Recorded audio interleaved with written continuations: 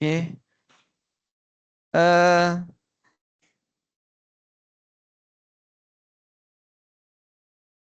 Belajar database baru kali ini. Atau sebelumnya sudah pernah?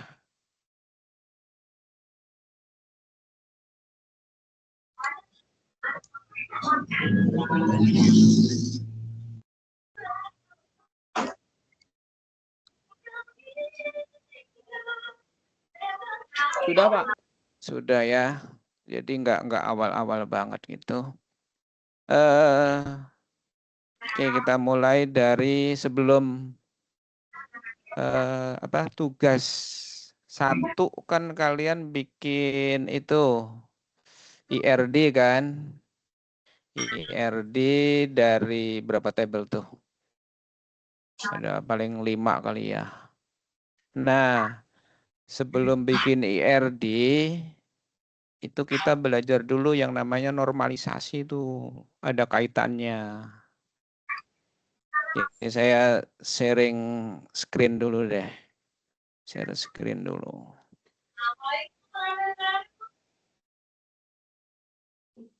Saya jarang pakai ini MS Team, jadi agak kagok nih. Share screen, saya share screen dulu. Window.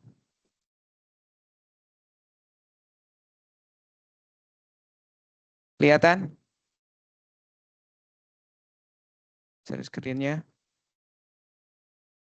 Kelihatan, Pak. Oke, ini saya ambil dari ChatGPT barusan. Biar gampang aja lah. Normalisasi ya. Kalau kita ngomongin database berarti yang diomongin adalah data dan bagaimana cara yang baik untuk bisa menyusun data ke dalam bentuk database. Ini saya sambil ini dulu ya, capture screen nanti buat bukti itu. Bukti.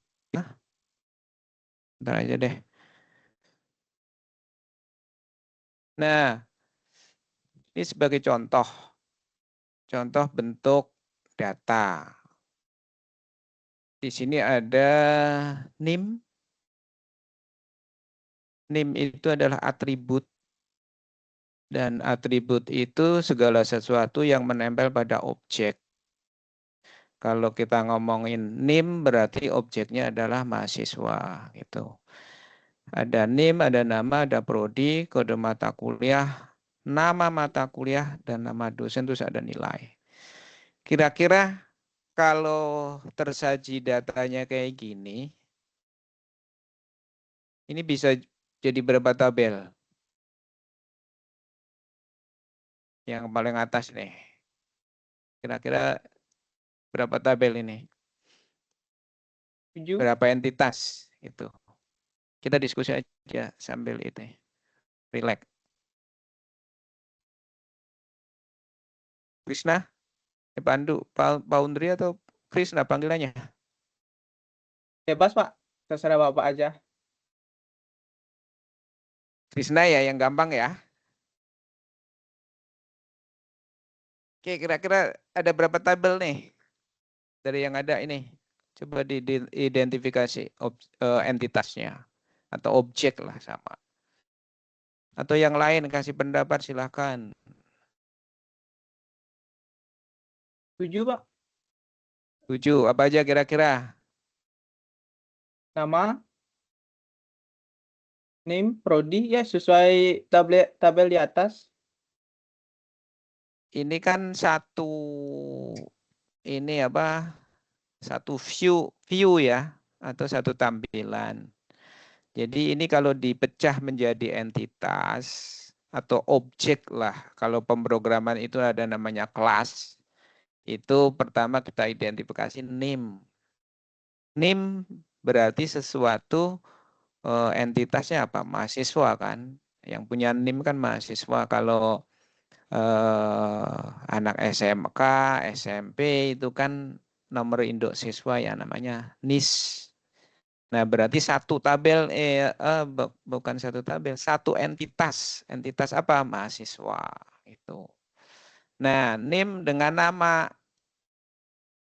Berarti ini nama mahasiswa kan? Berarti NIM dengan nama itu satu entitas.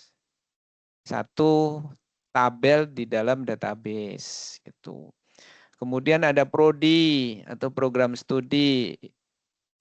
Kemudian ya, prodi ini berarti satu entitas juga atau satu objek. Ini namanya entitas prodi. Prodi itu atributnya apa kira-kira? Selain nama prodi, misalnya sistem informasi itu kan prodi program studi. Nanti keterangan di bawah-bawahnya itu ada gitu. Kemudian ada kode mata kuliah. Nah, berarti ini entitas tentang mata kuliah. Ada nama mata kuliah. Ini termasuk satu entitas atau satu tabel database. Cuma ini potongan-potongannya belum lengkap gitu loh. Kemudian ada satu lagi, ada dosen. Ini satu entitas lagi, yaitu dosen. Nah, atribut yang menempel pada dosen apa aja? Ada nomor induk pegawai katakanlah untuk identifikasi kunci merujuk pada dosen tertentu, ada nama dosen, ada alamat dia, kemudian ada dia mengajar mata kuliah apa, itu satu entitas. Kalau nilai, nah ini nanti kita bahas nih nilai nih. Nilai itu adalah gabungan atau hasil proses antara mahasiswa ambil mata kuliah, kemudian hasilnya adalah nilai. Nanti kita jelaskan lebih detail nih.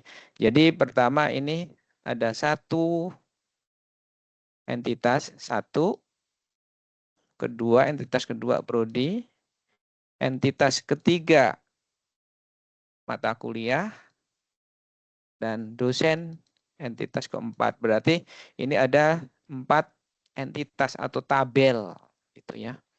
Nah, normalisasi itu seperti apa? Normalisasi adalah ini data mentah seperti yang di atas ini. Ini bentuk belum normal ya, belum normal. Kenapa belum normal? Karena field atau atribut yang ada di sini itu belum tergantung pada kunci. Contoh, nama prodi. Dia harusnya tergantung dengan kode prodi, tapi di sini kan dia nggak ada tempat bergantungnya gitu loh. Kalau nama mahasiswa bergantung pada NIM, itu udah pasti. Tapi kalau prodi ini belum, jadi ini masih acak-acakan. Ini namanya bentuk tidak normal. Kemudian untuk satu normal, ya satu normal atau satu NF, syaratnya apa? Syaratnya adalah nilainya tunggal. Ya, tunggal itu apa? Tunggal itu hanya satu. Artinya setiap atribut itu hanya bergantung pada kunci utama. Itu. Ya, hanya bergantung pada kunci utama. Tidak boleh tergantung dengan atribut yang lain. Sebagai contoh misalnya ada tabel transaksi, ada kode transaksi, kemudian ada nama barang, ada biasanya ada jumlah. Misalnya gini, orang bertransaksi membayar sebuah barang, kemudian di dalam atributnya ada sejumlah yang harus dibayarkan. Ya, sejumlah yang harus dibayarkan. Nah, jumlah uang itu tidak perlu ditaruh di dalam database.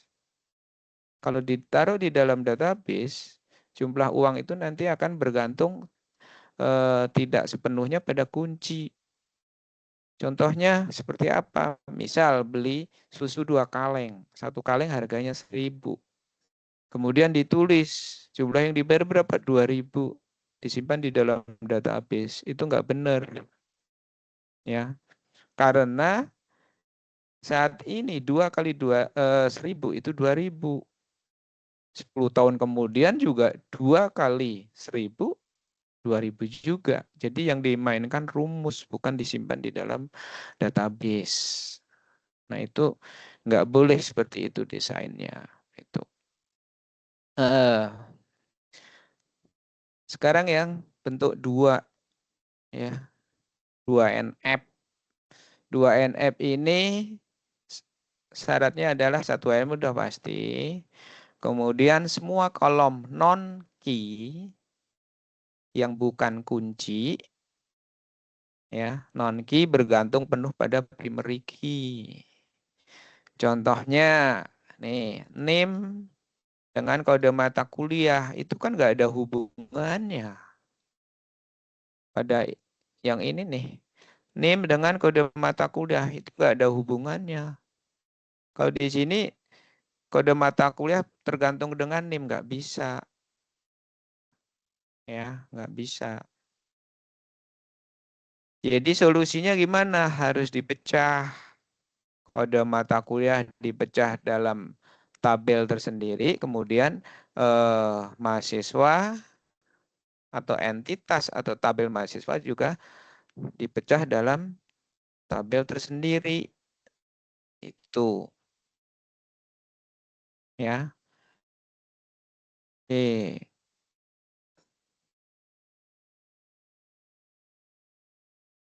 Jadi tabel mahasiswa itu, nih apa nih? Kita pisahkan di sini. Nama ini pasti tergantung dengan NIM, ya. Karena nama ini adalah atribut dari mahasiswa. Mahasiswa, tabel mahasiswa kira-kira isinya apa aja? Tabel mahasiswa kira-kira isinya apa? NIM, nama, Atributnya. sama prodi. Name, nama, prodi boleh. Tapi nanti prodi itu dijadikan ini ya, foreign key.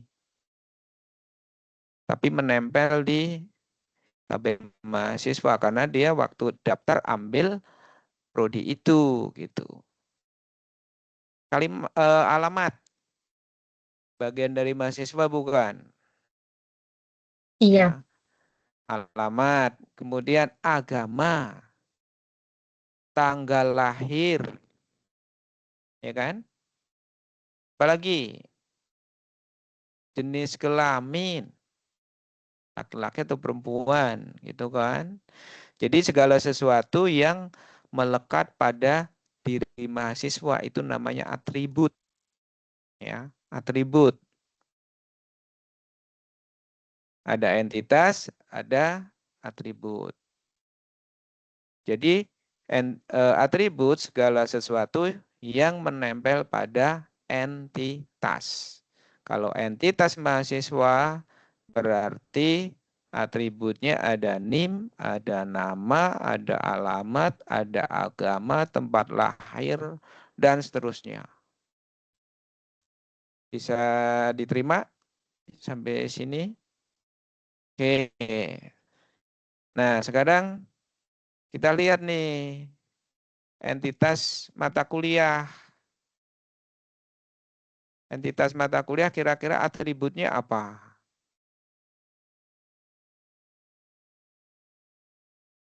Primary key-nya kode mata kuliah. Mata kuliah punya atribut apa? Ada nama. Ada jumlah SKS. Terus apa lagi? Paling enggak 2 itu ya.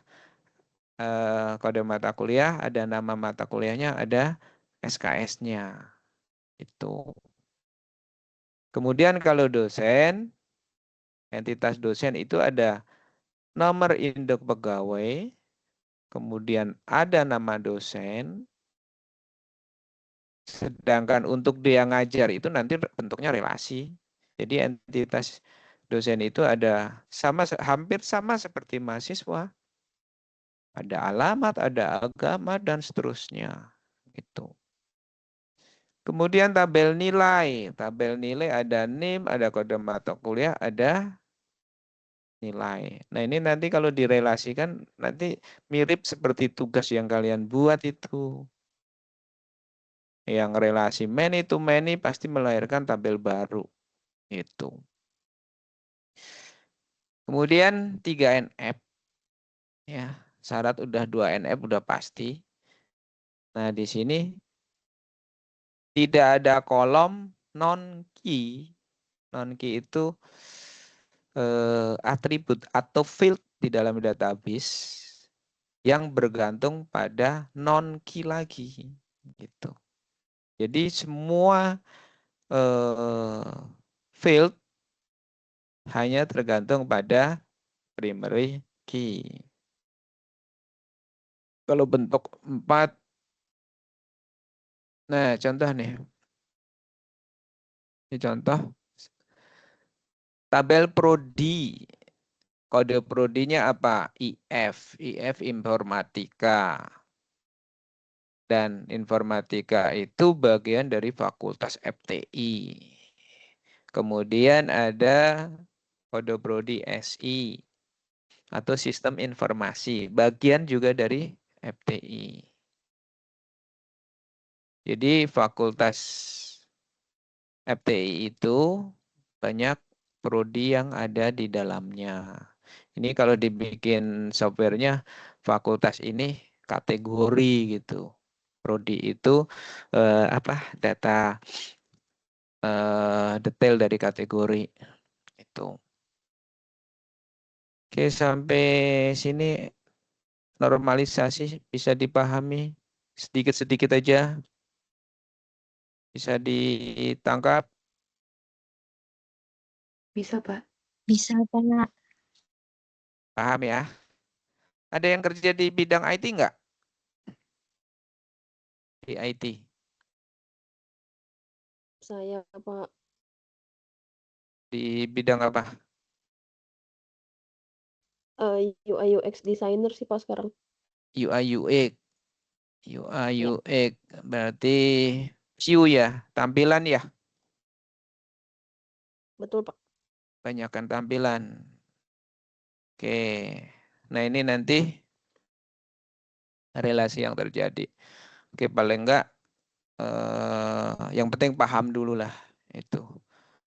Ini sekelumit tentang normalisasi. Nah, sekarang coba kita lihat bentar. Normalisasi. Coba kita buka ini ya. YED ya. YED atau Visio? Saya pakai YED, Pak. Saya biasanya kalau ngedesain sistem pakai Visio nih. Oh YED terlalu ini apa? Ribet gitu. Ya kalau kalian nanti pakai aja YED karena kan ininya apa? Gaya-gayanya stylenya agak beda. Oke, kita buka YED dulu deh. Nanti saya kasih lihat apa yang lagi saya kerjain. Mana nih?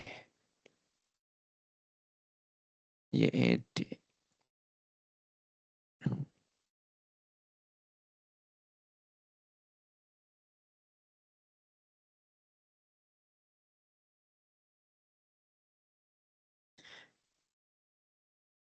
Kalau belum paham langsung nanya aja, nggak harus di ini ya, diinterupsi aja nggak apa-apa. Oke,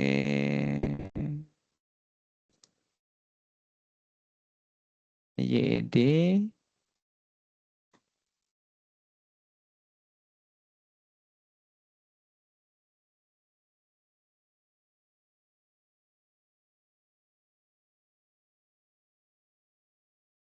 Ininya belum tampil ya.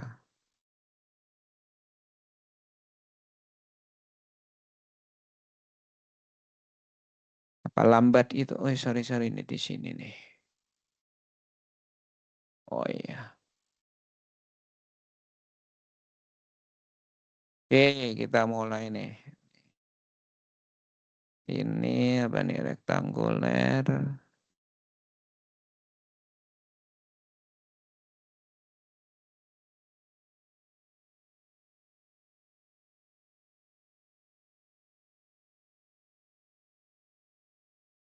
Nah, ini ERD nih. Ini ERD.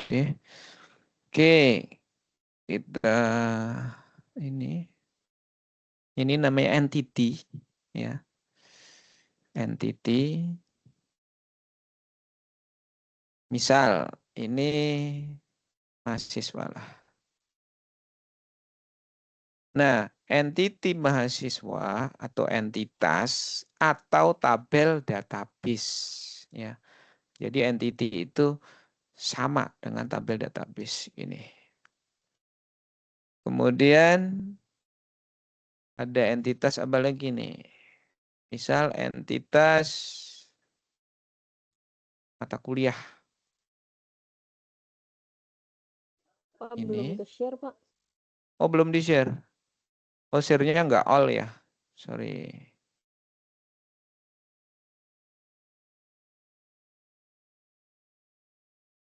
Baru satu-satu share-nya. Oke.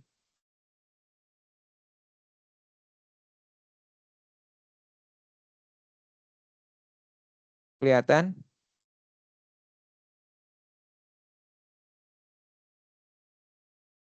Ini sudah share all nih. Kelihatan ya? Sekarang Microsoft, Pak. Sudah, Teams. Pak. Oke. Ya. Nih. Nah, mahasiswa itu punya atribut. Soal ini atribut. Ini nih.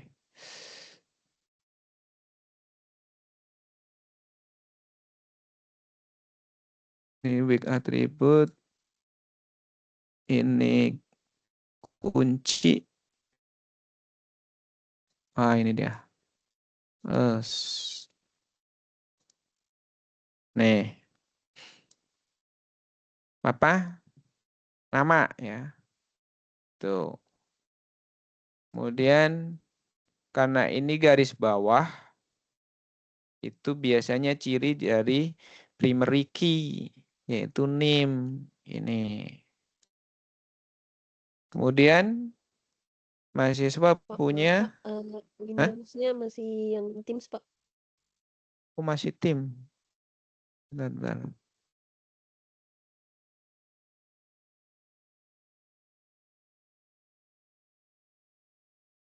Oh, not available. Ntar aku stop dulu deh. Aku share all aja. Share.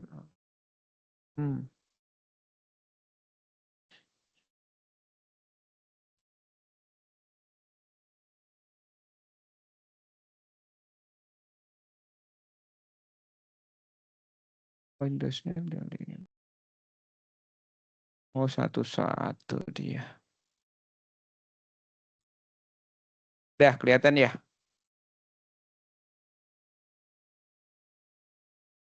Sudah, Pak.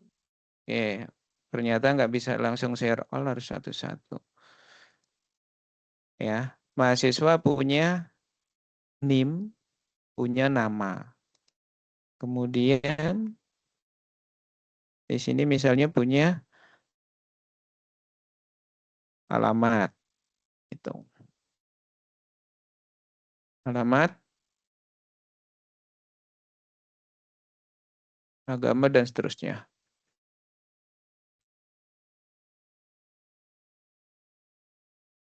Untuk menghubungkannya, tinggal tarik aja sih kalau ini.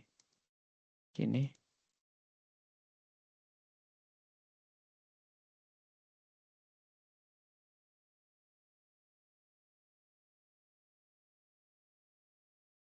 Nah, ini garisnya.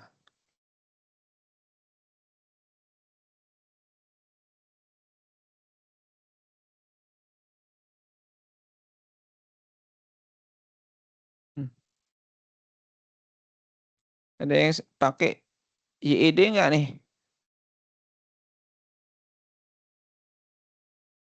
Kalau ini buat itu.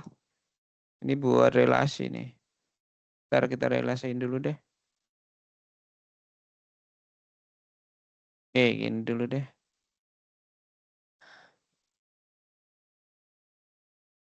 Kira-kira relasinya apa kalau mahasiswa sama mata kuliah?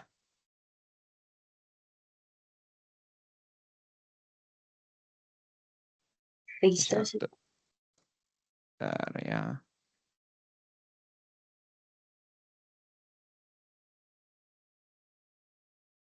Nggak harus lengkap, nggak apa-apa. Oh, tinggal tarik doang tuh. Ini misalnya ini aja. Di sini pada mata kuliah. Di sini ada SKS. Ada nama. Ini.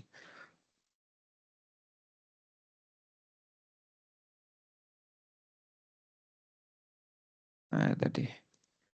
Relasinya apa kira-kira? Kalau Registrasi. mahasiswa ambil mata kuliah. Berarti KRS kan ya? Ambil gitu ya, atau mengambil lah. Registrasi. Mengambil misalnya. Nah, sekarang kita pelajari cardinality-nya. Ini nanti, tadi ini saya belum nemuin ini panahnya yang mana sih? Tadi dicari nggak? Ini.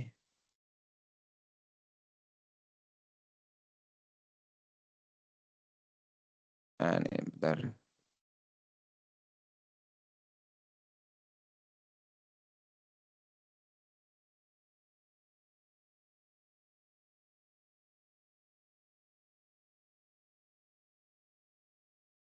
Oh, ini ada gaya yang beda lagi nih. Ini yang ya saya pakai yang model begini. Mahasiswa terhadap mata kuliah kardinalitasnya apa?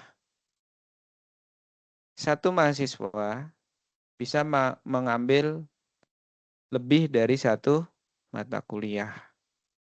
Dan satu mata kuliah boleh diambil oleh banyak mahasiswa.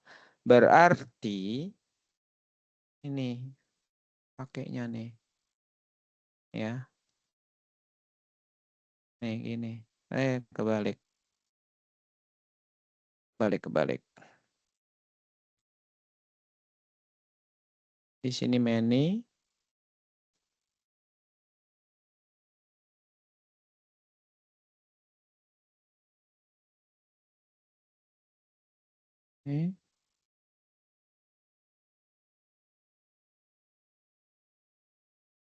Ini nanti hubungkan gampang lah kalau saya udah nemuin ininya mana tuh.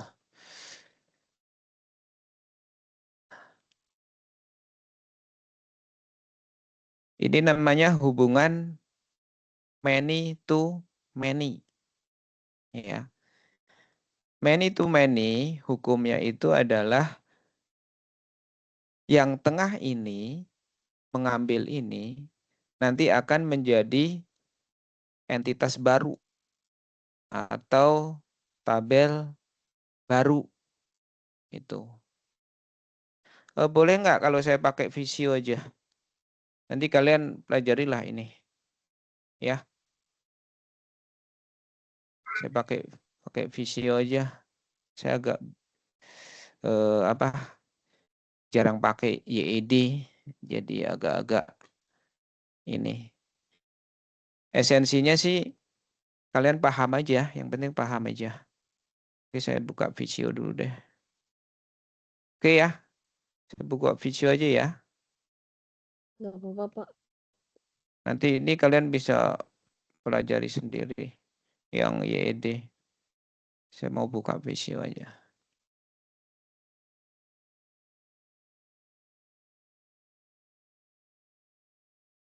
Oke.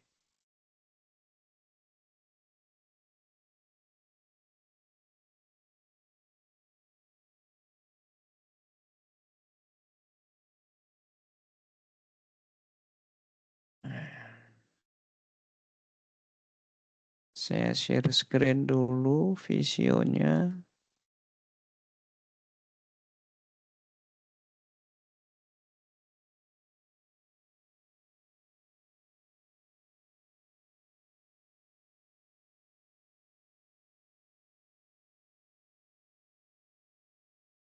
Salah ambilannya tadi. Bentar. New IRD. Nah, kalau di Visio itu ada beberapa model nih IRD-nya.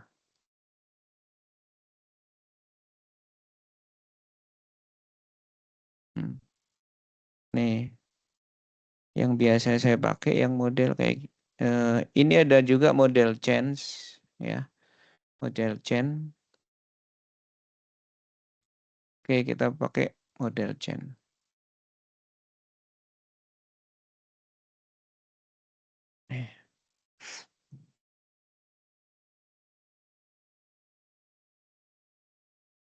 Kelihatan ya?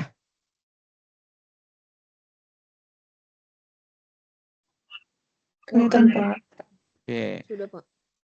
Nah, entity tadi sama. Ini namanya mahasiswa. Kemudian di sini ada mata kuliah.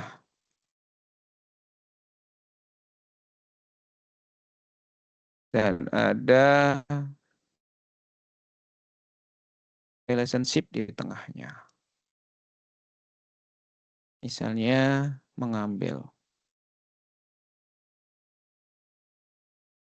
Maksudnya mengambil mata kuliah itu. Kemudian di sini ada primary key. Nah, kalau Visio enak tinggal tempel-tempel aja nih. Primary key, NIM, kemudian ini ada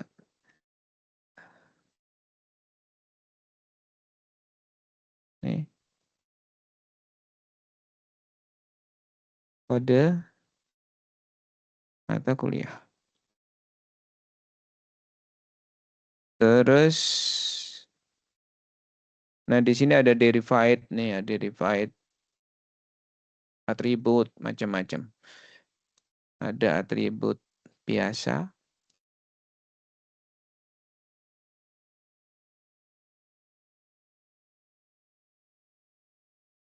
Misalnya mahasiswa punya nama. Kemudian mahasiswa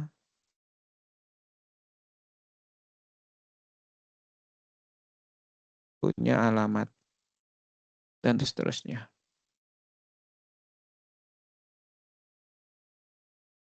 Ini mata kuliah punya kode, kemudian punya nama, punya SKS, ya, nama mata kuliah. Kemudian ada jumlah SKS. Ya, lebaran dikit.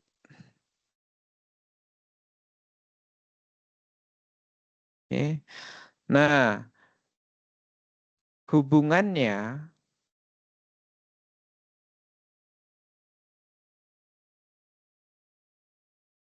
Ini.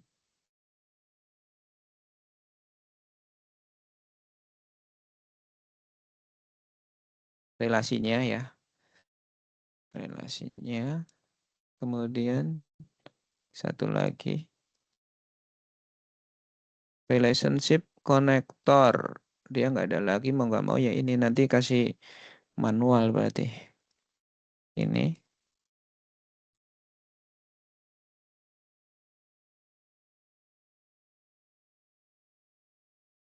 Nah, satu mahasiswa bisa mengambil banyak mata kuliah.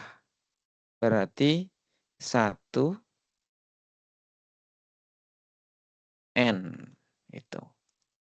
Terus yang di sini 1 mata kuliah boleh diambil oleh banyak mahasiswa. Berarti M dengan ini. Nanti versi lain mau ditambah kotak sendiri nggak apa-apa.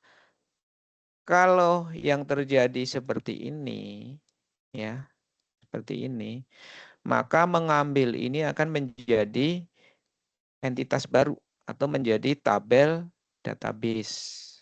Ditandai dengan apa? Dengan adanya menambahkan ini. Ini. Tambahkan atribut. Ya, atribut.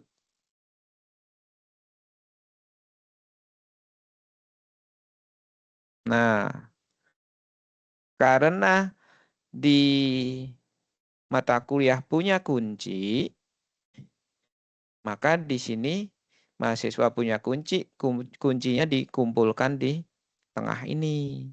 Itu. Tapi dia bukan sebagai primary key, tapi sebagai foreign key. Ini masih salah nih. Jadi di sini jadi atribut gitu. Nih misal kita hubungkan tambah satu lagi. Ini. Ini kunci dari mahasiswa namanya NIM. Kemudian yang ini kunci dari mata kuliah yaitu KD MTQ. Dan di sini primary key-nya adalah kunci dia, biasanya ID. ID tergantung ini mengambil ini mau kita kasih nama apa gitu. Ya, misalnya ID aja lah. Nah, kalau hubungannya seperti ini sebenarnya masih bisa dihubungkan lagi satu lagi dengan entitas dosen. Kenapa? Karena hubungan antara mahasiswa dengan mata kuliah dengan entitas dosen itu hasilnya adalah nilai. Ya. Hasilnya nilai. Nanti ada kelas. Jadi kalau dijabarkan makin banyak tabelnya, tapi paling enggak mudahnya gini.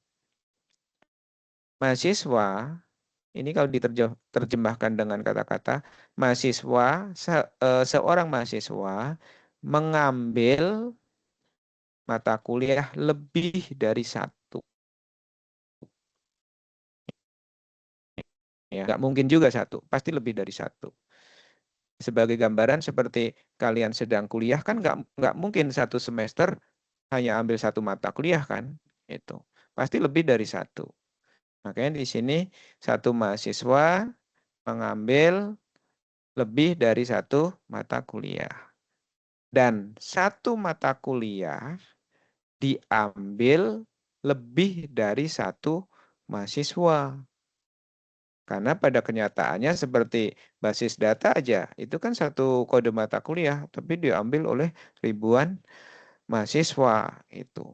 Nah, kalau hubungannya many to many, hukumnya adalah wajib ada tabel baru yang di tengah ini.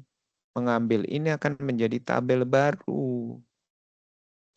Kalau dihubungkan dengan pengajaran dosen, ada entitas dosen yang terlibat di dalam sini, maka ini nanti akan menjadi tabel nilai, ya, tabel nilai, yaitu mahasiswa belajar basis data ada nilainya, itu seperti contoh yang tadi itu.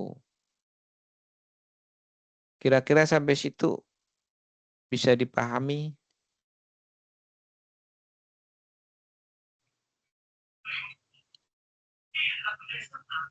Bisa, Pak.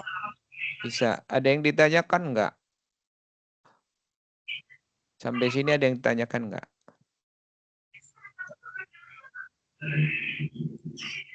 Belum ada, Pak. Pak, aku mau nanya. Ya, Itu kan Visio sama YSM, YSD itu YED. lebih enak yang pakai aplikasi mana, Pak? Kalau saya selama ini kan beberapa minggu ini saya kan lagi ada project nih. Ada 3 project kebetulan. Perancangan sistem. Jadi saya pakainya Visio. Saya nggak pakai YED karena Visio aja berlembar-lembar kan yang dipakai. Nanti saya tunjukin deh sebentar yang sedang saya rancang. Kalau saya pribadi jujur lebih enak Visio karena memang terbiasa pakai Visio. Dan Visio yang saya pakai bukan model Cron gini, tapi yang model yang satu lagi gitu loh. Yang ini seperti ini modelnya. Chain database. Ini yang chain. Chain itu ribet untuk ini apa? Atributnya. Kalau banyak itu ribet gitu loh. Bentar, saya cari.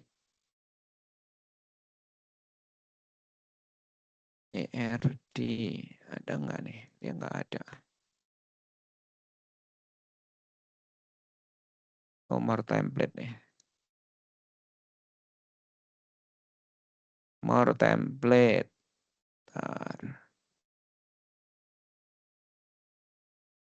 Komplain. Block diagram.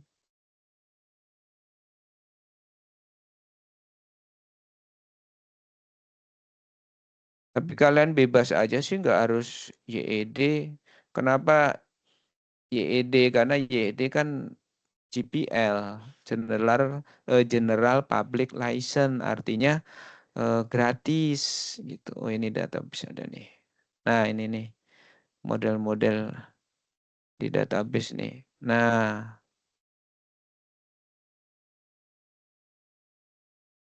bentar, wireframe. Saya kayaknya pakai yang ini deh. Chain ini.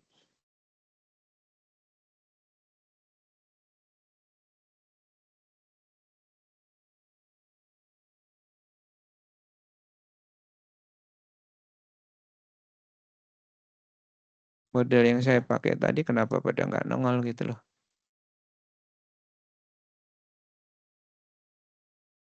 UML, SPTLS.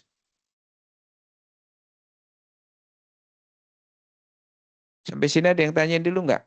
Nanti saya tunjuk deh apa yang udah saya kerjain.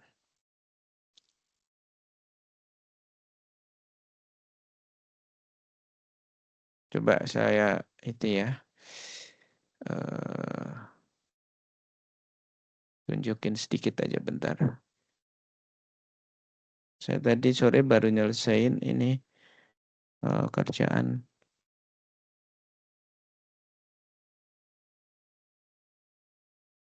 Oke.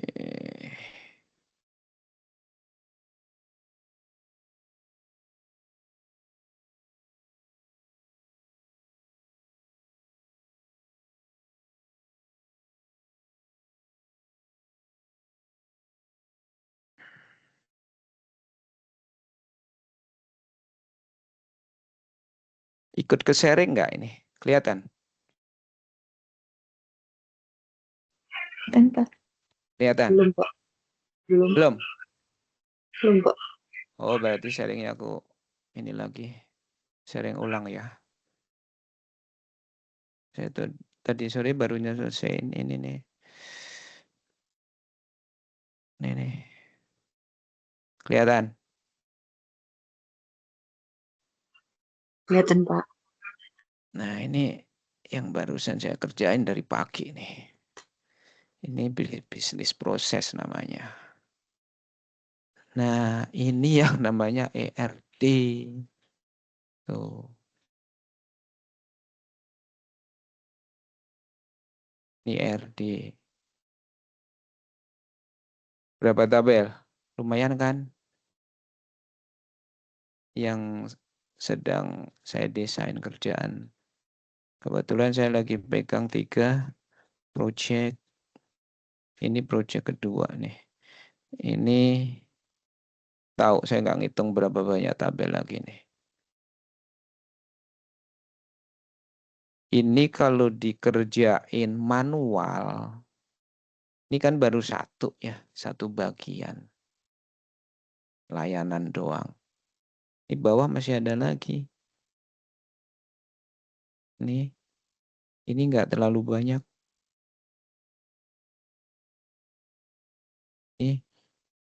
Nah, kalau misalnya kita punya satu tabel isi atributnya banyak begini, digambarkan pakai elip-elip yang nempel tadi, ribet jujur. Saya nggak sanggup kalau harus gambar kayak gitu. Kalau cuma 5 atribut nempel di satu entity gitu kan gampang lah gambarnya. Tapi kalau udah satu atribut, ini kan satu atribut nih. Ini ada berapa entity gitu loh. Ini lebih dari 20, hampir 30 entitas yang nempel di atribut ini. Kalau pakai YED, waduh nggak sanggup kita. Makanya saya pakai Visio, jadi fleksibel. Itu. Ini kerjaan, saya kerjain kurang lebih 2 minggu lah. Pakai AI. Kalau nggak pakai AI, bisa 1 bulan lebih. Itu. Jadi dengan AI itu ya jujur terbantu banget gitu. Apalagi ini tuh.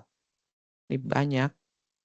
Dan nanti kalian kalau sudah terjun ke dunia kerja yang real, sekarang kan udah kerja. Tapi di IT itu nanti kalau pas kalian jadi analis kayak gini nih kerjaannya. Harus bikin-bikin begini gitu loh. Itu. Nah, sekarang kalian belajar database itu ya ini nanti ujung-ujungnya bikin seperti ini. Analisa dari sebuah sistem. Itu.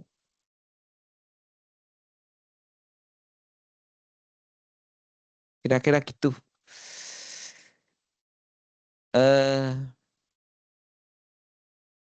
Ada yang nanya lagi nggak?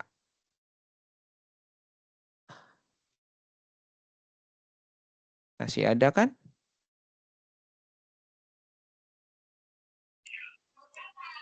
Coba on cam deh. Biar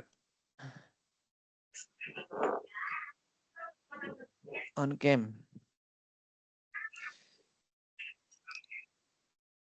Gimana? Bisa nangkep? Masih standar sih. Bisa, Pak.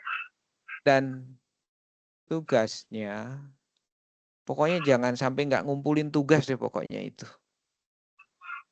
Ya. Tugas wajib dikerjain.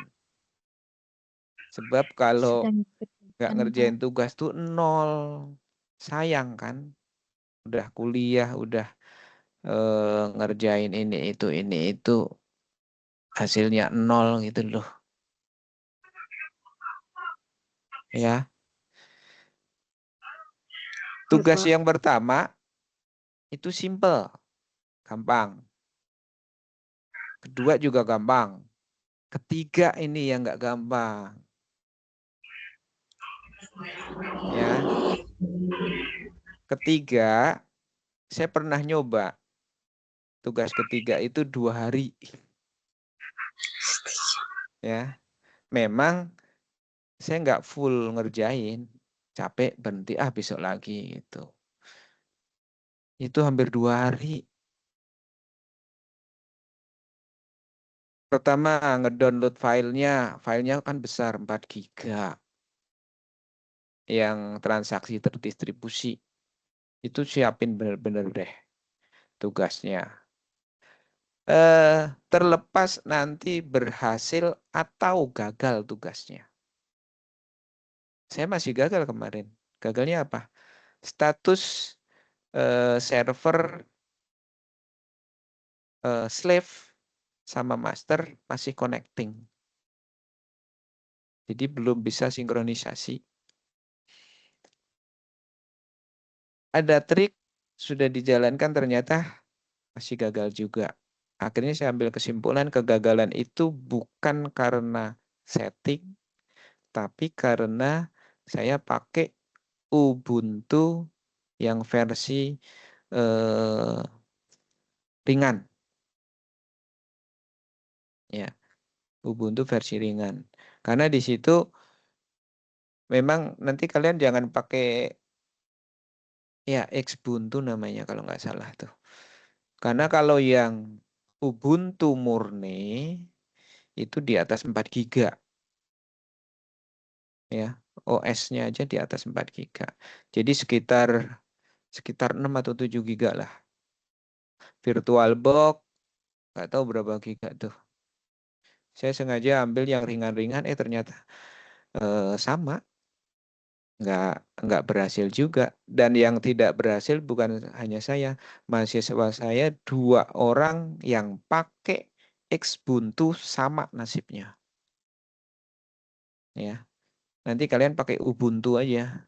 Ubuntu murni untuk OS. Kalau VirtualBox sih sama aja standar. Karena pengalaman kemarin dan saya belum coba lagi gitu. Tapi terlepas dari gagal ataupun berhasil, buat saya no problem. Karena pembelajaran itu semata-mata bukan harus berhasil. Tapi saya lebih lihat proses kalian ngerjain. Ya. Karena jujur aja ada yang ngerjain durasi 5 menit. Padahal kalau dikerjain bener-bener, kalau video nggak di skip-skip itu paling nggak 30 menit. Ya. Ini hanya 5 menit. Apa yang dikerjakan? Ya begitu. Say hello, bla bla bla bla, dah jadi. Kadang juga nggak jelas apa yang dikerjain. Gitu. Ya kalau kita tolak sebenarnya ditolak. Cuma sudah memenuhi syarat aturan. Jadi dari video tugas itu ada pembukaan, ada isi, ada penutup. Terlepas isinya amburadul. Itu. Jadi, tapi ada juga yang ngerjain sampai 1,5 jam. Kelar bagus. Bagus hasilnya. Sabar banget tuh bikin video. Berapa giga coba 1,5 jam. Saya nggak bisa bayangin tuh 1,5 jam. Itu bikin videonya nggak sehari loh itu. Itu. Ya saya kasih aja 95. Saya nggak mungkin ngasih 100. Kalau 100 itu apa ya? Ilmu yang nilai yang perfect. Dan perfect itu nggak ada buat manusia. Jadi saya belum pernah ngasih tugas 100. 95, 98 itu udah mentok gitu. Itu Ahmad Ihsan. Kira-kira tinggal di mana Ahmad Ihsan?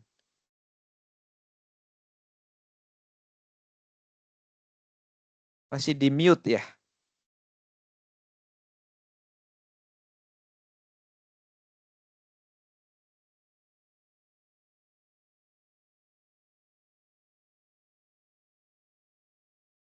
Pak, arenanya itu Pak. Aplikasinya apa aja Pak? Katanya. Apanya? Aplikasi. Coba raise hand deh. Mana. Nah.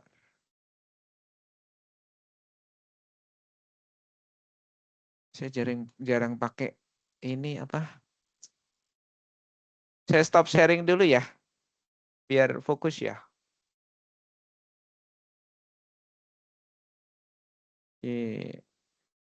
Mana sih teksnya?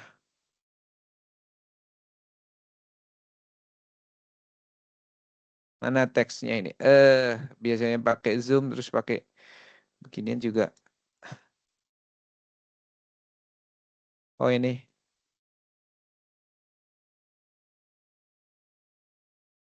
Nanya apa nih tadi? Ini di Danang kan? Hmm. Aplikasinya apa aja Pak? Katanya. Aplikasi buat yang mana? Danang, maju ke Danang.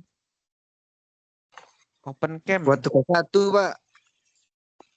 Udah open camp aja nggak usah malu-malu. Ngapain juga namanya belajar kok. Lagi di jalan, Pak. Lagi di jalan. Oh ya Masih udah pulang. ngomong aja. Iya, yang tugas 1 itu, Pak. Kan Tugas 1.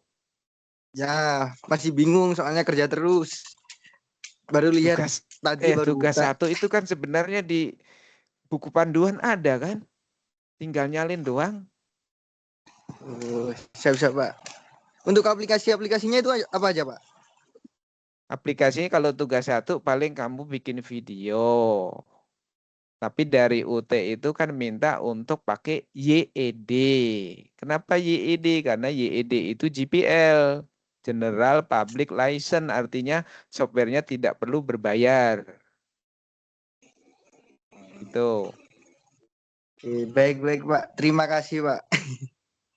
Oke. Ada yang mau curhat silakan tugasnya. Mumpung masih ke web nih. Saya, Pak, belum ngumpulin diskusi, Pak. Diskusi nggak ada nilainya, diskusi. Masih belum semua soalnya baru buka MyUT. Yang penting tugasnya nanti ngumpulin ya. Siap, Pak. Jangan Segera sampai nggak dikerjakan. ngumpulin loh. Kalau nggak ngumpulin 0 bener loh. Sayang kalau Ya, 0. siap. Kalian udah kuliah bayar hasilnya 0. Kan gitu. Ya Ahmad Ihsan. Silakan. Siap hadir Bapak. Mohon maaf Ya. tadi harus saya restart dulu Chrome-nya karena mikrofon saya belum diaktifkan. Oh, Oke, hadir. iya, silakan mau nanya apa? Mungkin di luar dari itu ya Pak, dari materi, saya terkesan dengan ERD yang Bapak bangun tadi. Saya hanya ingin bertanya, di aplikasi Visio itu apa memang ada fitur untuk auto arrange agar entitas-entitas itu ya tersusun rapi kayak gitu Pak? Ini tuh aja Nggak dari ada. saya. Nggak ada susun manual itu. Nah, Bapak rajin sekali ya benar-benar. Ya harus rajin, orang ada duitnya. Kan ada duitnya, harus rajin. Itu ada duitnya itu. Cuma belum bayaran. Kebetulan saya pegang 3 project sekarang, lagi desain. Yang 2 udah. Yang kemudian yang tadi itu paling minggu-minggu ini masuk ke programmer. Dan yang 1 sih udah saya reverse engineering yang 1. Reverse engineering itu gini. Softwarenya udah ada, tapi desainnya belum ada. Itu namanya reverse engineering. Seperti misalnya orang bikin arsitek gambar rumah, rumahnya udah ada, tapi gambar arsiteknya belum. Itu. Apakah dibutuhkan? Dibutuhkan. Kebetulan yang reverse engineering itu ini program pemerintah. Kalau swasta sih udah nggak butuh. Kalau program pemerintah kan buat reporting macam-macam. Itu. Dan mohon doanya deh tahun depan biar saya bisa ikut gabung di Smart City gitu loh. Karena Amin. planning kayaknya mau main di Smart City. Kalau udah di Smart City udah tiap minggu jalan ke daerah tuh. Ngontrol-ngontrol nyari masalah di daerah itu nanti. Itu. Kalau sekarang ya masih itu tadi. Desain-desain sistem.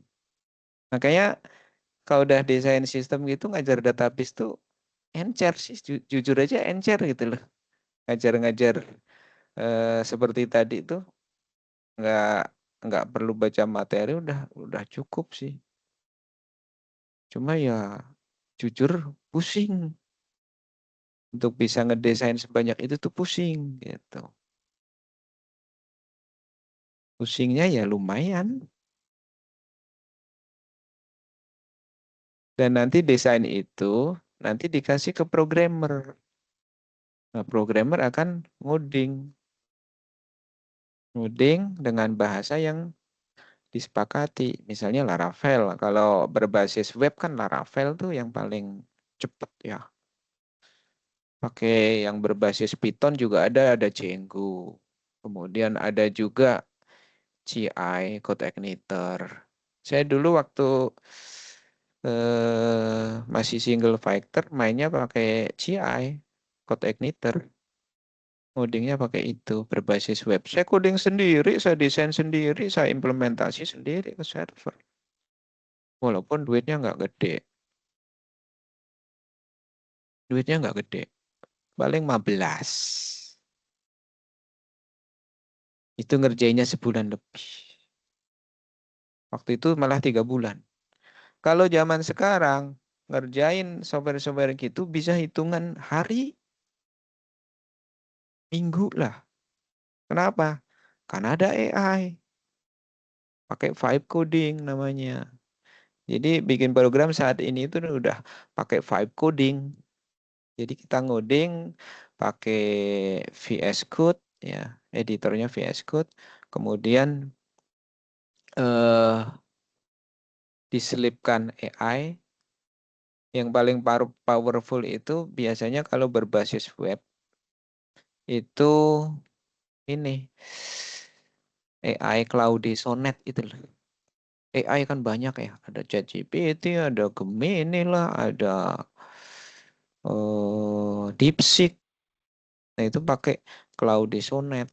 Itu paling jagoan lah sekarang. Kalian juga bisa nyoba ngoding kalau mau eksplorasi tentang codingan bisa pakai kursor. Editornya kursor itu udah masuk AI. Itu. Saya tadi juga ngerjain pakai desain sistem itu pakai AI, pakai Gemini. Kalau nggak pakai AI, ya sebulan bisa baru kelar. Harusnya udah bayaran, belum bayaran kan gitu.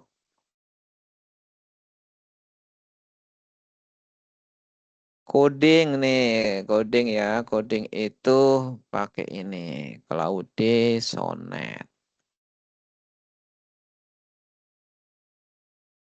Bisa pakai Claude Sonnet. Kalau berbasis web, terutama Laravel. Laravel itu powerful banget untuk Claude Sonnet. Karena saya udah nyoba. Udah nyoba beberapa AI, problemnya tidak terpecahkan. Begitu saya pakai Claude Sonnet, langsung dapat itu. Sekali tanya langsung dapat. Kasus yang sama. ChatGPT itu belum canggih. Tapi saya sekarang pakai Gemini untuk desain sistem yang tadi itu, yang banyak tadi.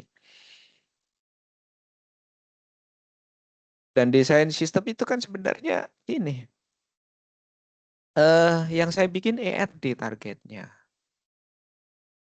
Dasarnya dari mana? Dasarnya adalah dari dokumen.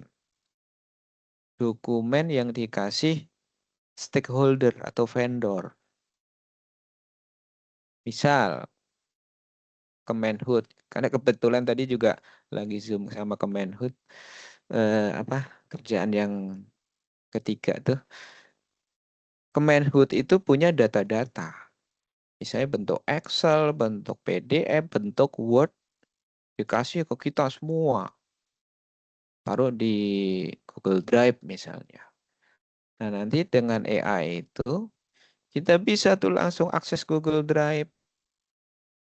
Jadi dokumen itu nanti akan dipelajari AI, akan dibaca, kemudian kita kasih prompt.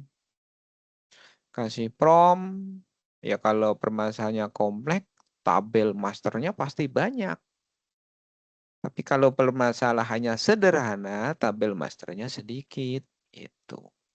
Nah, yang kalian kerjain sekarang itu masih skop yang kecil. Ya, kalau mau skop yang agak besar, ya nggak besar sih, medium untuk latihan. Silahkan ngedesain sistem sekolahan. Sistem sekolahan. Sistem sekolahan bukan SMA ya, tapi SMK. Kenapa harus sistem SMK? Karena di SMK itu ada yang namanya PKL. Ada hubungannya dengan industri. Sistemnya lebih kompleks. Karena saya pernah juga bikin sistem SMK. Role-nya itu ada 7 kalau nggak salah role. Role itu peran ini. Peran user di dalam sistem. Role-nya misalnya apa? Nah, kalau di sistem itu pasti ada SU, super user, atau admin. Ya. Di dalam, setelah admin itu ada user biasa. Kalau kasusnya seperti SMK misalnya, ada guru kan, ada admin, ada guru. Oke, guru cuma 1. Iya, tapi role guru itu banyak. Guru bisa dipecah lagi role-nya. Apa? Ada guru wali kelas. Ada guru BP yang bimbingan itu. Kemudian ada guru khusus tangani PKL. Ada wakil kepala sekolah, ada kepala sekolah. Kemudian kalau anak terlambat, ya, anak terlambat, ini jadi sistem dipasang di pintu masuk. Kalau anak terlambat dicatat, berarti ada role guru piket. SMK itu bisa sampai 8 role loh, 8 peran gurunya itu. Jadi makin banyak yang berperan di dalam sistem, maka akan semakin banyak, semakin rumit sistem, dan UI UX-nya juga makin banyak. Itu tampilannya pasti banyak. Karena satu role itu misalnya satu role punya 5 tampilan lah. Berarti kalau role-nya ada 7, 5 kali 7, 35 page. Kalau sistem 35 page itu belum complicated. Itu. Lihat aja Shopee, berapa page. Iya kan? Shopee berapa page? Ada yang pernah itu? Belum pernah kan? Nah, itulah kompleksitas sistem. Itu Shopee udah luar biasa besar itu. Makanya kalau HP-nya jadul, tahu sendirilah buka Shopee. Lemot banget kan? Itu. Itulah permainan sistem. Itu. Blackbox juga bisa buat ngoding. Blackbox bagus. Kuat. Saya dulu juga pakai Blackbox. Tapi sekarang saya nggak ngoding. Sekarang karena udah umur udah males mau ngoding. Pusing. Tapi kayaknya kalau pakai AI sih enak juga sih ngoding. Pakai AI sih nggak pusing-pusing. Yang penting kalau ngoding itu kuncinya cuma 1. Bisnis prosesnya harus paham. Bisnis proses itu apa? Ya itu tadi yang saya bikin tadi. Bisnis proses misalnya dari kata-kata. Pertama user ngapain, terus ngapain. Kemudian bentuknya ERD. Kalau kalian udah paham ERD nanti bikin program bisa. Tapi kalau ERD-nya belum paham, mau bikin program juga susah. Walaupun pakai AI. Itu. AI itu kan alat bantu, bukan segala-galanya. Tapi unik juga loh, diskusi di MyUT, di UT, jawabannya pakai AI. Yang pakai AI, ketahuan saya bisa nebak yang pakai AI sama yang enggak. Dibaca sekilas ketahuan yang pakai AI. Kalau saya sih enggak pakai AI, karena saya pakainya apa? Diketik. Kalau diketik itu ada typo, ada kata-katanya juga sederhana. Kalau pakai AI, apalagi kalian nggak minta tolong bikin dalam bahasa yang sederhana. Oh, AI bahasanya tinggi, ketahuan. Saya bisa nebak, orang saya juga biasa pakai AI gitu loh. Ya kan?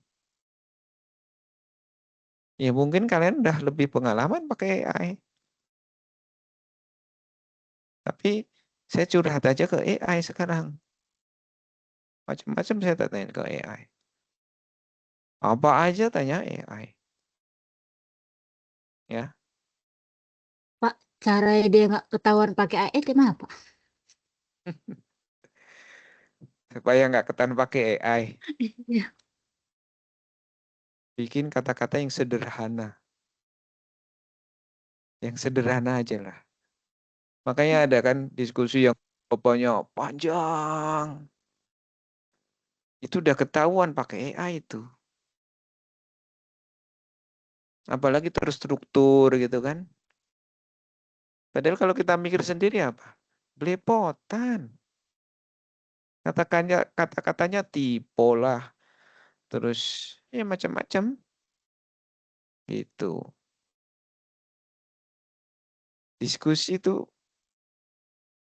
ya memang zaman AI sih, tapi ingat AI itu alat bantu, bukan segala-galanya. Zaman dulu awal keluar kalkulator, sebelum kalkulator apa? Sempoa. Yang mainan anak kecil tuh yang digeser-geser, itu kan sempoa tuh. Begitu keluar kalkulator, wah nanti matematik nggak laku dong. Gitu kan, belajar matematik nanti gampang nggak laku. Ternyata matematik sampai sekarang juga susah kok. Biarpun pakai kalkulator, kan gitu. Emang bisa dikasih soal misalnya suruh ngerjain limit atau integral atau deret Fourier, trigonometri. Kasih kalkulator secanggih apapun. Dia nggak ngerti. Nggak bisa kalkulator. AI juga sama. AI itu alat bantu. Jadi kalau kita bekerja bisa dibantu dengan AI. Ya jujur aja seneng. Saya tadi ngedesain juga pakai AI. Kalau nggak pakai AI itu 1 bulan. Tapi dengan AI 50% loh, 2 minggu. Itu saya masih bisa santai. Itu. Itu tadi tabel kalau saya total bisa 50 tabel. Sedangkan desain pertama saya, bukan pertama sih, 2 tahun yang lalu, saya kan ngedesain sistem kapal laut tuh, PMS, Plan Management System. Itu tabel database-nya hampir 60. Berapa lama kerjain? 2 bulan saya kerja. Orang-orang belum kerja, otak saya udah ngebul. Tapi setelah 2 bulan desain saya udah jadi, masuk ke programmer, Saya santai. Mereka tinggal yang gantian otaknya ngebul-ngebul gitu. Jadi desain itu di awal. Baru nanti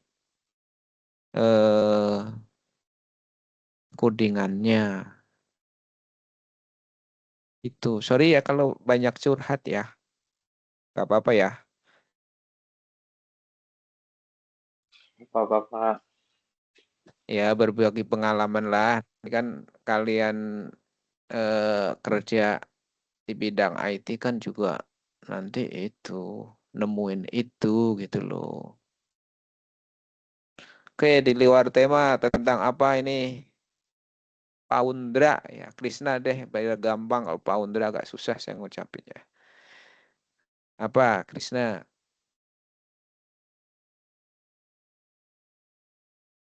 Apa nih?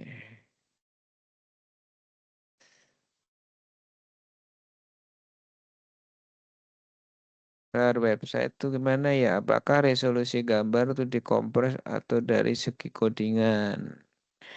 Kalau website supaya cepat, gambarnya dalam format PNG, PNG ya.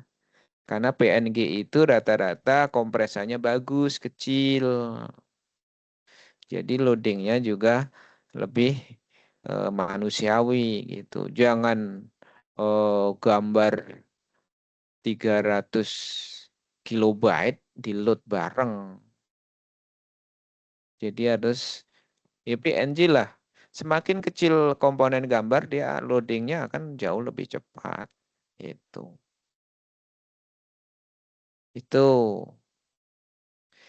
Kalau dari codingan sih enggak ngaruh.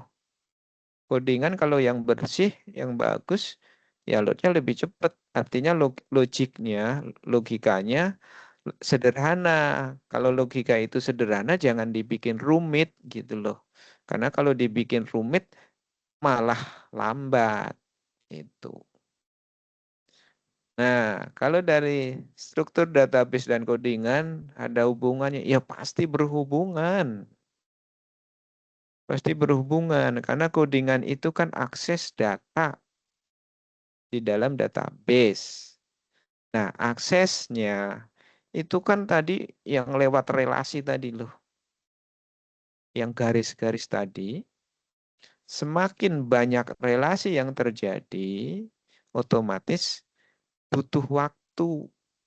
Semakin besar data yang terlibat, makin lama. Makanya desain ERD-nya itu harus cakep. Ya, harus bagus. Nah, selain itu juga yang tidak kalah menentukan kecepatan adalah atribut. Makanya tadi di awal saya kasih normalisasi. Masalah kalian udah paham atau belum nomor 2.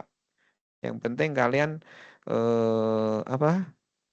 tahu dulu lah kulitnya gitu.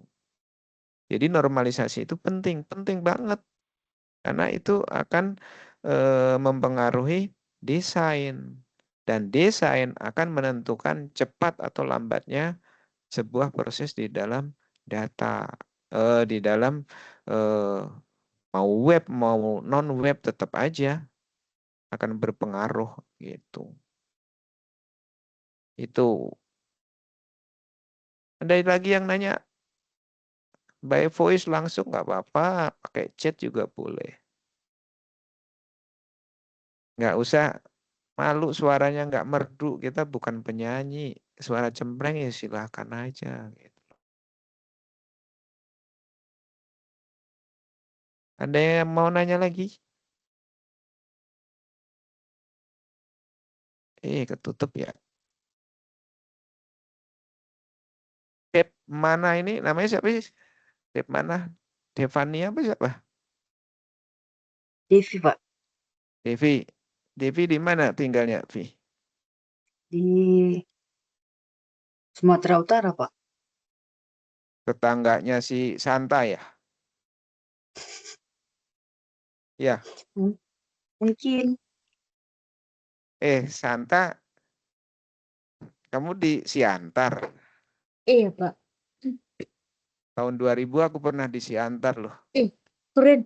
Gimana, 2 Pak? minggu di Kampung Bane, nggak tahu sekarang udah lupa saya juga. Tahun 2000 sampai 2000 saya itu kerja di ngajar jadi dosen di STEMIC Microskill di Medan. Masih ada itu STEMIC sampai sekarang. Dan mahasiswanya mayoritas Chinese.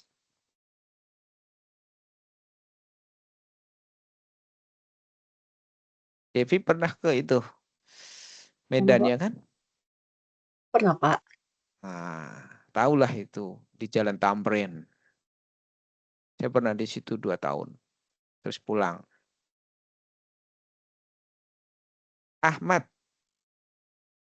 Ihsan.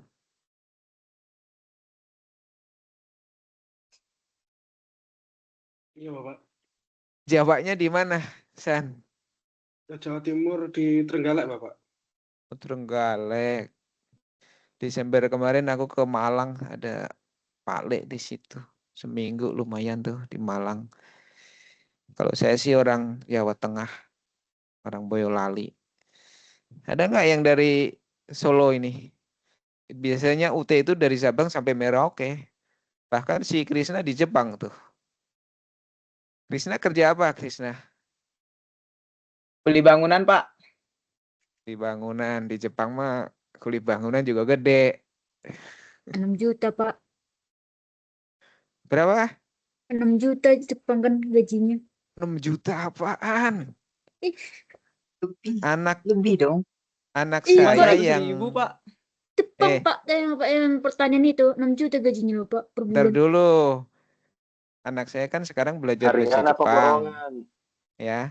Belajar bahasa Jepang dari SMK itu ada dana dari pemerintah. Jadi targetnya nanti kalau rezeki itu dia bisa magang di Jepang. Gajinya berapa magang? 8 sampai 12. Itu Yes. orang magang. Itu yang ngomong gurunya. Nah, kalau kerja, ya kerja mah lebih dari magang dong. 6 juta 20 nya. apaan? 6 juta mah di Indonesia. Ya betul, Pak. Iya betul lah. Coba tuh ada di IG tuh. Guru SD bahasa Inggris. Pamer gaji tahu nggak? Setahun gaji saya berapa guys? 400 juta. Ya kalau si Krisna mah kalau 15-20 mah ada. Enggak Ya, sampai Krisna. 20 ke atas, Pak. 20 ke atas. Enggak sampai. Ya 20 juga. Mentok 20 pulang bawa modal banyak 3 tahun di Jepang. Udah cukup lah. Pulang bawa badan aja, Pak. Halah. Chris, naik Habis itu, buat Chris. makan. Info locker, woi. Tuh. Santa ajakin ke Jepang, Chris. Santa ajakin ke Jepang dia. Locker dia Mau locker, jadi kuli woi. bangunan. Maulana yang itu. Itu anak saya yang SMK dipesen gurunya. Jadi nanti kalau pas rekrutmen jangan pilih-pilih pekerjaan. Jadi Harus sep dipilih, aja Pak. harus mau itu. Mau. Demi apa? Demi bisa ke Jepang dulu. Kalau udah pernah di sono kan nanti mau balik lagi gampang. Apalagi udah skillnya udah bagus gitu loh. Kan gitu. Cari modal. Gimana yang kok yang Maulana? Maulana, hoi Maulana. Ini logat asli Sumatera nih begini nih. Gimana, adanya lagi enggak nih? Udah mau jam 12, Pak. Di jam 12 di Jepang, di Bogor. Saya kan di Bogor baru 9:30 nih. Di mana tuh web berikutnya apa 7:30? Lebih cepat, terserah sih. Lebih cepat, Pak. Tapi yang pasti malam ya. Kalau siang kadang-kadang kesibukannya nggak nggak ketebak Ya, gitu loh. boleh Pak, boleh. Oke, ada yang masih yang mau tanya? Materi boleh, di luar materi boleh. Nanti kita ketemu di web 3 lagi. Gitu. Bahasanya beda lagi nanti itu web 3. Pola belajar sekarang banyak kok. Selain AI, dari YouTube, ya. Web 3 itu pertemuan activity 12. Masih lama. Ya nggak lama sih. Belajarnya cuma 2 bulan. Paling 2 minggu. 2 minggu lagi lah paling. Itu. Tapi pesan saya itu, tugas jangan sampai ngumpulin. Astaga Maulana, kapan liburnya Pak katanya Pak? Libur apanya? Baru Libur. mulai dah libur. Desember tuh selesai. Baru juga berapa minggu belajar. Dana udah siap ke tugas mudang. Kalau kuliah PTM kan 4 bulan. Kalian kan 2 bulan doang. Ya itu resiko UT kan memang belajar mandiri. Tapi jujur yang kuliah di UT bisa lulus tepat waktu itu hebat loh kalian. Hebatnya apa? Kalian disiplin, tahu nggak? Karena nggak belajar, nggak ada yang ngingetin. Udah sama-sama bodoh amat kan gitu. Nggak ada yang ngingetin. Kalian bisa lulus tepat waktu itu luar biasa. Berarti disiplin kalian tinggi. Nah, kalau masalah disiplin, tanya si Krishna di Jepang itu orang disiplin kayak apa gitu. Ya kan, Krishna kan di Jepang kan disiplinnya tingkat tinggi, nggak kayak kita. Kita entar lagi kan gitu. Tugas, masih 3 hari, besok aja deh ngerjain. Kurang 2 hari, masih ada sehari. Pas hari terakhir, apa yang terjadi? Nggak kekejar. Gitu. Akhirnya nggak ngumpulin. Nih, kondisi paling jelek. Ya, paling jelek. Kondisi paling jelek adalah misal waktu mengumpulin habis. Misal tinggal 1 hari, tugas belum kelar. Kumpulin yang ada dulu. Ya, kumpulin yang ada dulu sebagai penanda sistem bahwa kalian memang sudah submit. Terus gimana perbaikannya? Perbaikannya masih ada toleransi dengan cara lain. Tapi kalau dari UT sudah ditutup memang nggak bisa submit lagi. Tapi masih ada cara lain dan itu masih sah. Tapi kalau belum pernah submit, ya wassalam, 0. Nggak bisa diganggu gugat gitu. Jadi sistemnya masih fleksibel, tapi jangan sampai terjadi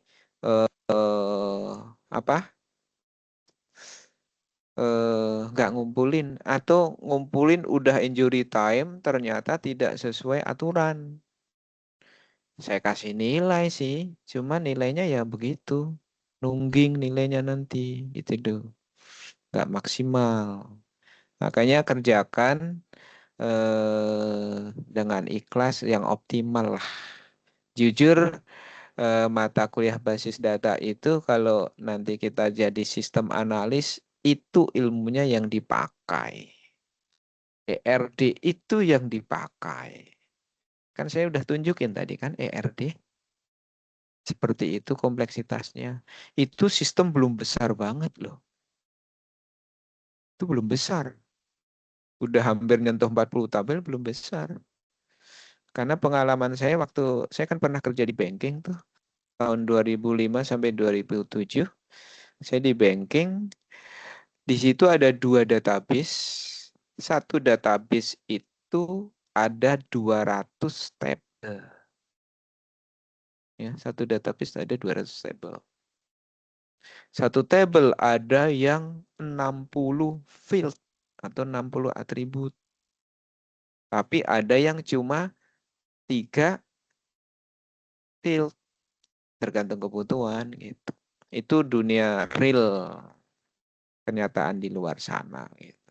Ya nanti kalau kalian nyemplung di bidang IT akan ngerasain itulah. Sekarang nikmati aja lah tugas yang masih enteng-enteng ini gitu kan. Ya enteng sih sebenarnya itu. Ini siapa nih yang nanya nih? Ada yang nanya lagi nggak? Kalau nggak ada, kita tutup dah. Udah ada yang ngantuk tuh. Nanti boleh via WA selain diskusi di LMS UT ya. Oke, cukup. Nggak harus 2 jam, 2 jam kurang 15 menit. Cukup ya. Oke. Terima kasih atas waktunya. Si Krisna udah ngantuk-ngantuk tuh, kasihan. Akhir salam, terima kasih. Semoga bermanfaat dan jangan lupa tugas wajib dikerjakan supaya nilainya nggak 0. Dan yang tidak ikut web, nanti videonya saya share di bawah yang link to web ya. Nanti saya akan taruh di YouTube agar kalian bisa lihat dan semoga bermanfaat. Oke, akhir kata, wassalamualaikum warahmatullahi wabarakatuh. Waalaikumsalam warahmatullahi wabarakatuh. Waalaikumsalam warahmatullahi wabarakatuh. Oke, Terima kasih silahkan. waktunya, Pak. Oke, ya. Ya. Terima kasih Pak. Ya. Malam, Pak. Oke. Terima kasih.